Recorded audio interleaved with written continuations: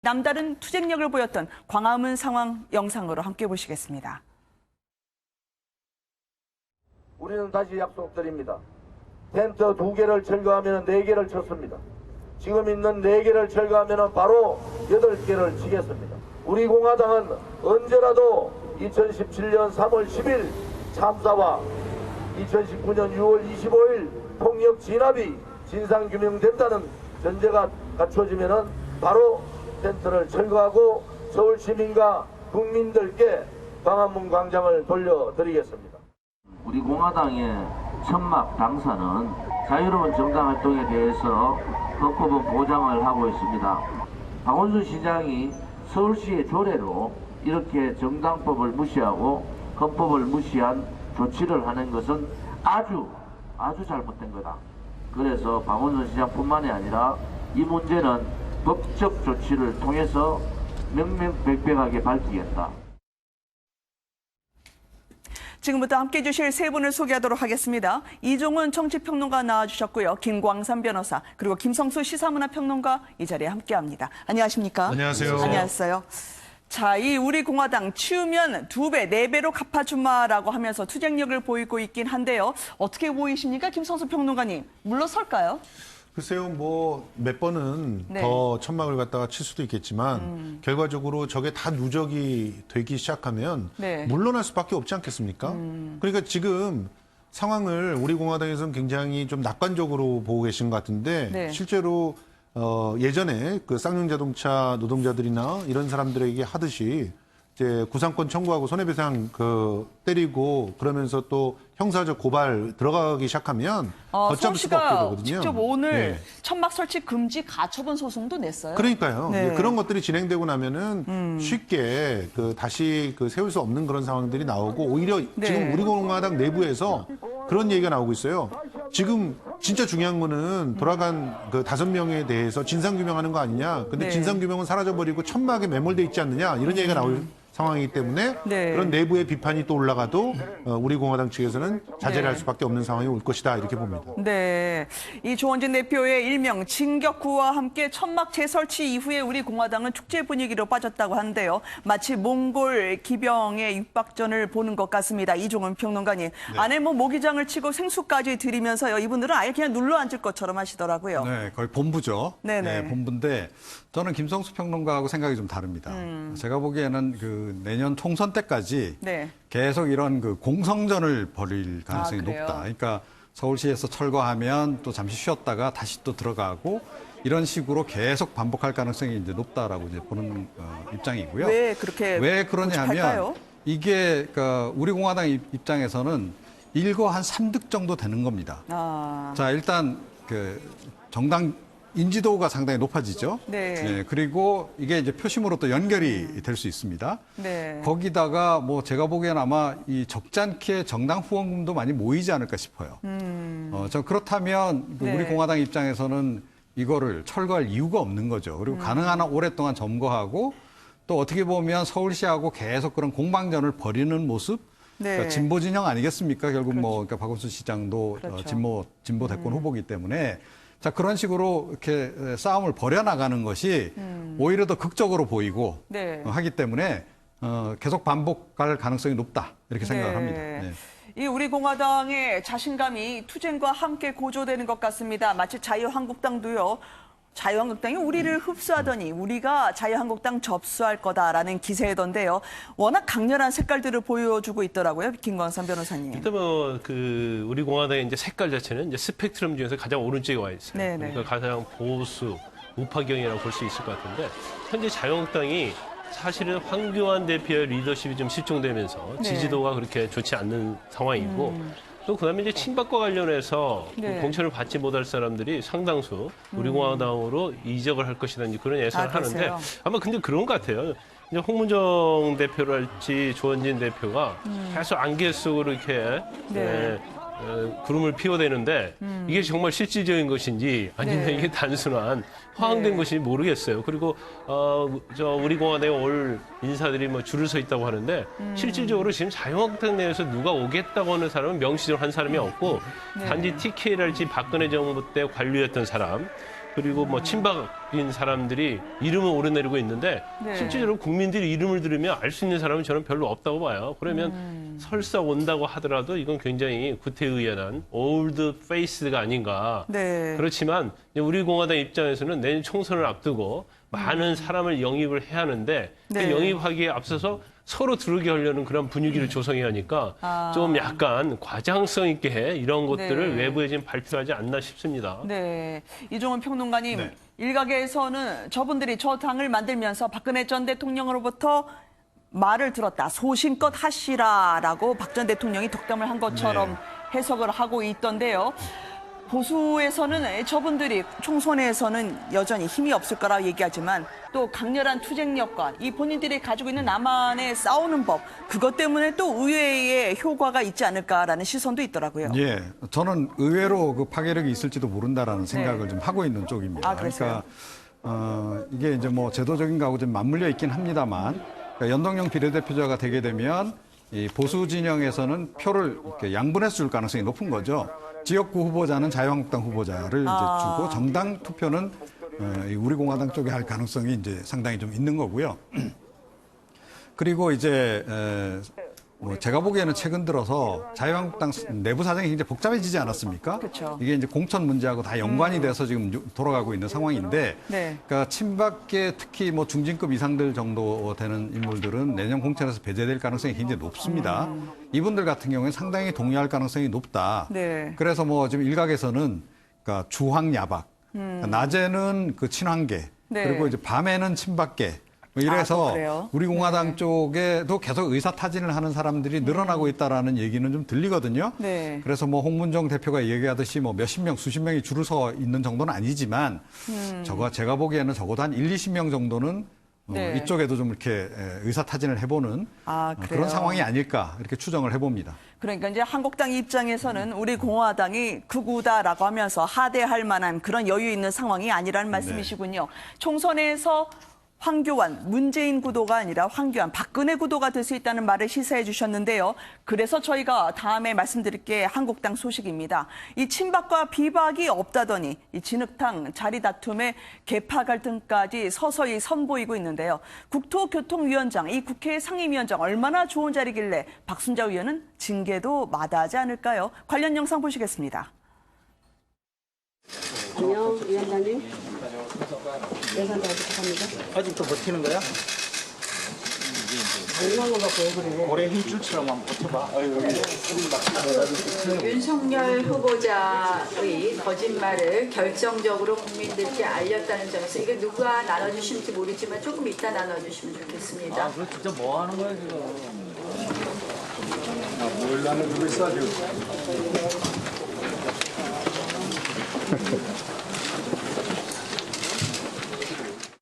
뭐 당에서는 좀 물러나야 되지 않냐 이런 얘기가 많은 것 같은데 어떻게 보세요? 그렇게 못 들었는데요. 그건 아닌 것 같다. 네. 이 부분은 명백히 당의 기강에 관한 문제입니다. 실질적으로 당에 매우 유해한 행위이기 때문에 저희로서는 이것을 당원 당규에 따라서 윤리 징계 절차가 들어가는 것입니다. 합의한 거부대의 나경원 원내대표보다 오늘 얼굴이 훨씬 더 안 좋아 보이던데요. 왜 리더십 시험대에 오를 정도로 당내 의원들은 도와주지 않는 걸까요? 이번 투쟁까지 박 의원이 했다고 하던데요. 네. 왜 그렇습니까? 지금 일단 자기가 갖고 있는 그 위원장 자리를 네. 내주는 그런 상황에 몰리게 되면 자신의 입지를 지킬 수가 없다라고 생각을 하시는 거예요. 어떤 실제로 입지요? 뭐 일단 공천을 받고 그다음에 공천을 받지 못한다 그래도 자기 스스로가 자생력이 있어야 밖에 나가서 험한 벌판에 나가서라도 싸움을 할 수 있지 않습니까?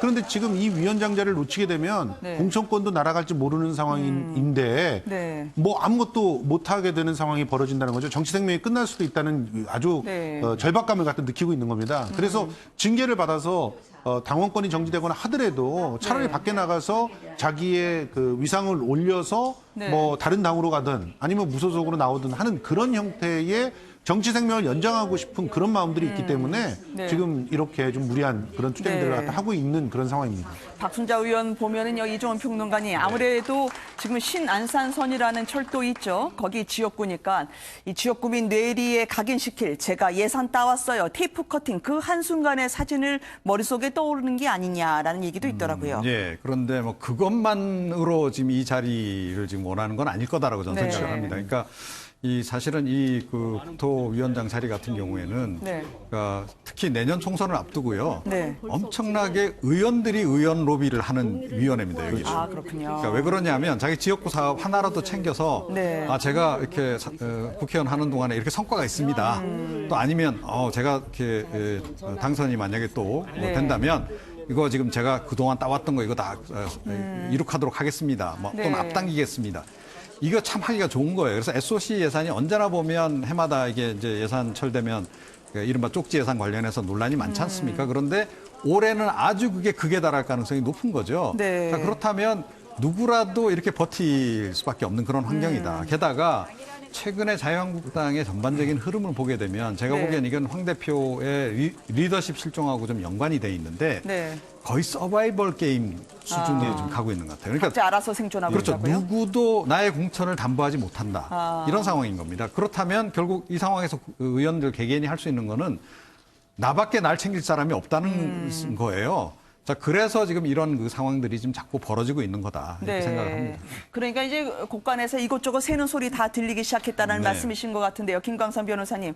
그러고 보니까 예결위원장 자리에서까지 이 친박이 득세를 하고 비박이 밀려나고 있다는 이 상황이 점점 여의도 연구원장까지 확대되고 있다는 분석이더라고요. 실질적으로 지금 주요 당직은 전부 다 친박 의원들이 다 장을 하고 있죠. 네. 그런데 사실 여의도 연구원장 자리는 굉장히 중요한 자리예요. 왜냐하면 내년 총선에 공천을 할 때 네. 여의도 연구소에서 여론조사를 비롯해서 데이터를 갖다가 작성을 하거든요.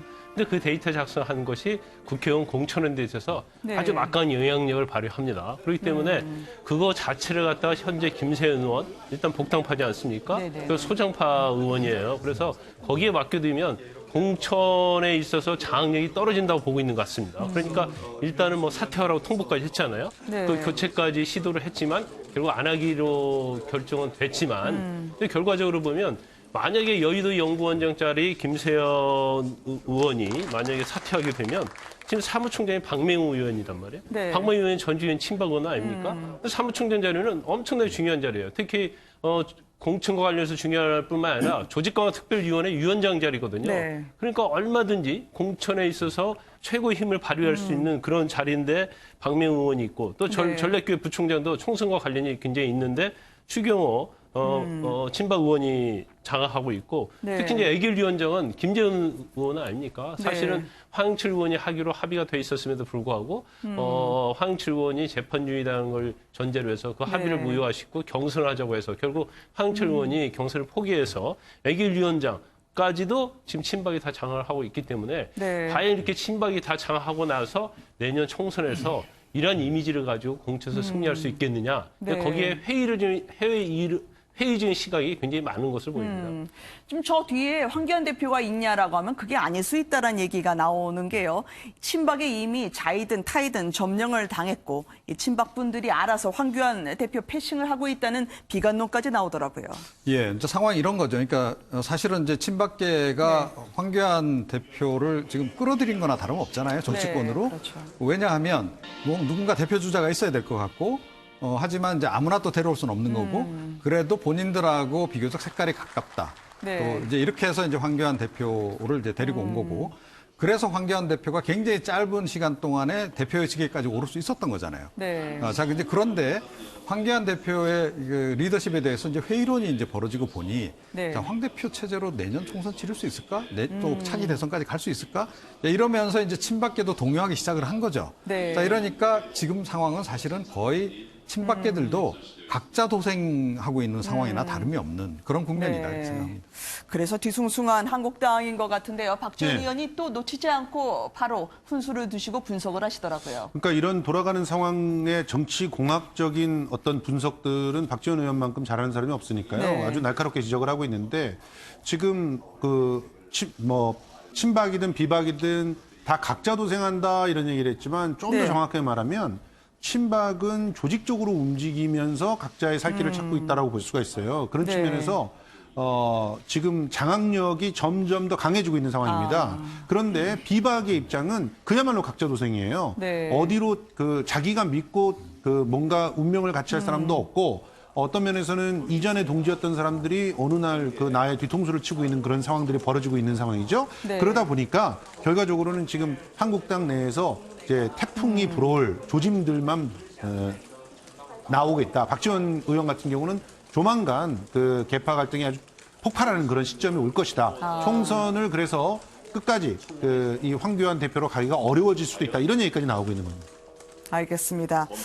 이 한국당의 연이은 교체설의 인사까지요. 그 이면을 좀 짚어봤습니다. 한국당에서 앞서서 최전선에서 독한 말을 했던 대변인이 있었죠. 민경욱 자유한국당 대변인이 그런데 본인의 회사 후배이기도 하고 다음 바통을 받은 청와대 대변인 고민정 대변인에게는 왜 이렇게 싸움을 거는 걸까요? 설전이 계속되는데요. 이종훈 평론가님. 네. 아나운서 출신이라는 말까지 하면서요. 이게 아슬아슬하더라고요. 예. 그런데 이게 사실은 민경욱 대변인 입장에서는 손해보는 일이 아니거든요. 아, 그래요? 예. 그러니까 본인의 개인적인 존재감도 부각시키고 또 황교안 대표에게 뭐 이른바 흔히 하는 그 눈도장도 찍고 예. 네. 그야말로 다목적으로 지금 이제 자꾸 이제 청와대를 그렇습니까? 이제 건드리는 거고요. 네. 그 과정에서 이제 고민정 대변인하고는 어찌됐건 뭐 계속 설전을 벌일 수밖에 없는 그 파트너잖아요. 네네. 자, 그러니까 이제 지목을 해서 뭐 이제 그야말로 끝장 네. 토론을 한번 하자라고 이제 얘기를 하고 있는데, 그러니까 문재인 대통령하고 그 황교안 대표의 1대1 회동도 성사가 안 되는데, 네. 예, 청와대 대변인하고 제1야당 대변인하고 1대1 회동이 성사가 되겠습니까? 예, 당장은 쉽지 않다라고 봅니다. 네. 특히 이제 청와대 대변인이 왜 특정 언론과 인터뷰를 하냐라고 하면서요. 더더욱이 본인이 가르치듯이 또 비문이라고까지 이건 비난에 가까운 예. 이야기를 하더라고요.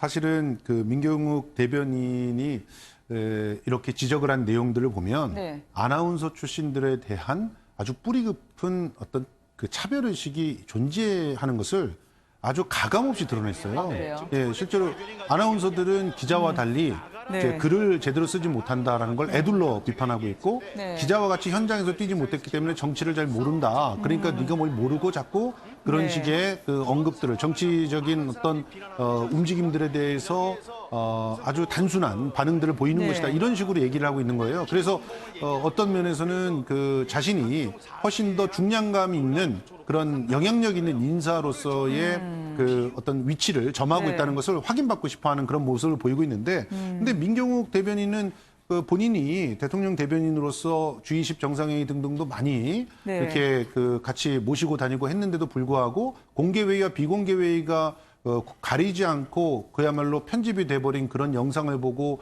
1호 기자들, 그것도 당연히 그 따라가서 그 대통령의 일거수일투족을 감시할 수밖에 없는 1호 기자들에게 어떻게 일을 네. 했냐 하고 따져 묻는 그런 상황을 연출했잖아요. 네. 이것들은 외교를 알고 있는 사람은 도대체 청와대 대변인까지 하신, 더군다나 1호 기자도 다 해보셨다고 하는 분이 저렇게 나올 수 있을까? 반발이 나올 수밖에 없는 상황이라서 결과적으로 자신이 그 저지른 어떤 실수들을 네. 후배를 이용해서 좀 이렇게 무마시켜 보려고 하는 거 아닌가, 이런 그 분석까지 나오고 있는 상황입니다. 네. 문 대통령에게 철렵이라고 얘기하면 되는데 철렵질이라고 이야기를 해서 이 적정하게 지적만 하면 될 걸 말 몇 마디 더 보태면서 그게 과하게 비춰진 적이 있었거든요. 김광삼 변호사님 보시기에는 지금 이 싸움, 이 입씨름은 또 청와대도 지지 않고 오히려 화답을 하면서 싸움이 커지고 있는데 어떤 득실이 있을 것 같습니까? 각자에게. 일단 이제 단서의 제공은 민경욱 대변인이 잘못했다고 봐요. 왜냐하면 G20과 관련해서 네. 사실에 근거하지 않는 그런 걸로 문제를 제기했기 때문에 대변인 입장에서 얘기는 할 수 있는데, 문제는 청와대 대변인은 정치인이 아니잖아요. 청와대도 네. 인정을 하고 있단 말이에요. 그렇죠. 그런데 일부 특정 방송에 나가서 그것이 페이크 뉴스고 잘못됐다, 이제 그런 얘기를 했으면 모르는데 대변인을 인격적으로 아니면 뭐 자질적인 문제로 얘기를 했단 말이에요. 그러니까 네. 민경욱 대변인 입장에서는 거기에 이제 화를 내고 그러면서 서로 공방을 주고 받았는데, 민경욱 대변인이 약간 공당의 대변인으로서 약간 도가넘는 측면이 좀 상당히 많이 있습니다. 아마 그 이유는 여러 가지 있을 거예요. 본인의 어떤 정치적 득실적인 측면에서 보면 네. 본인이 득이 된다고 생각하니까 그렇게 하겠죠. 그런데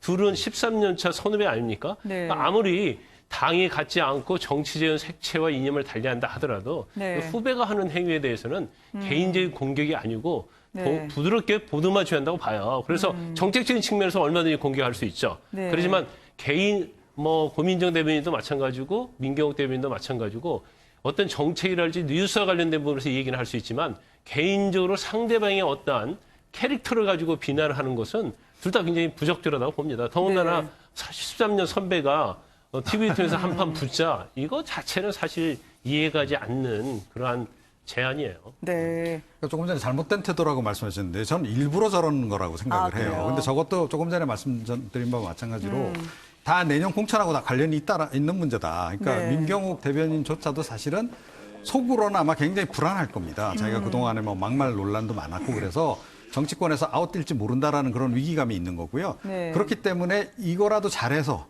이렇게라도 존재감을 좀 부각을 시켜서라도 살아남고 싶은 그런 욕구 네. 이런 것들이 지금 굉장히 작용을 하고 있는 그런 그 상황이고요. 전 청와대 고민정 대변인이 대응을 안 하는 게 답이 아닌가 이렇게 생각합니다. 네.